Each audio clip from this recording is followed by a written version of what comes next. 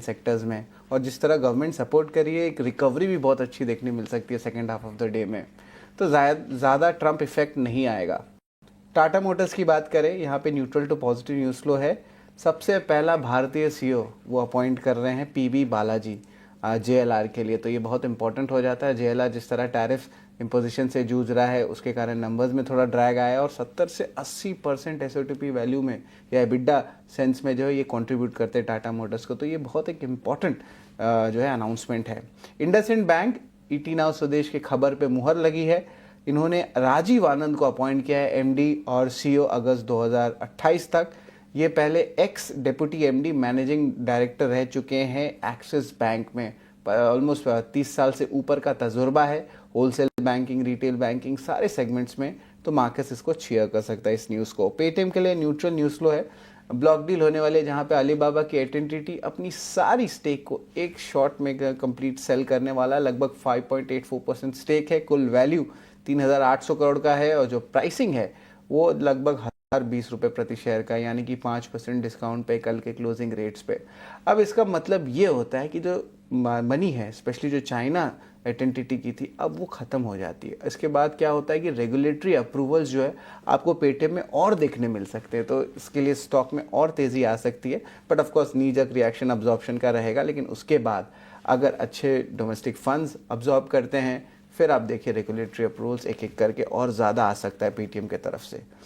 Aurobindo pharma मिले जुले नतीजे हैं, मार्जिन अभी भी प्रेशर में है। कंपनी ने कहा कि बहुत सारे एनडी अप्रूवल्स आए हैं, लेकिन जब तक मार्जिन्स या नंबर्स में नहीं दिखते हैं, वो तब्दील होते हैं, तब तक उसका फ़ायदा कुछ नहीं होता है। एबिडा मार्जिन 66 पॉइंट्स गिरा हुआ है।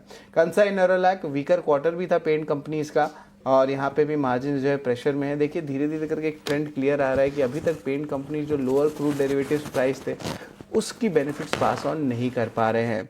तो ये जो है आपको ऑफकोर्स नंबर्स में भी दिखने मिल रहा है। डीएलएफ लेकिन दूसरे साइड में इनलाइन सेट ऑफ नंबर्स हैं। ऑक्यूपेंसी रेट्स और ग्रोथ, ये नंबर्स अच्छे आए हैं। नेट प्रॉफिट भी 18% का उछाल देखने मिला है।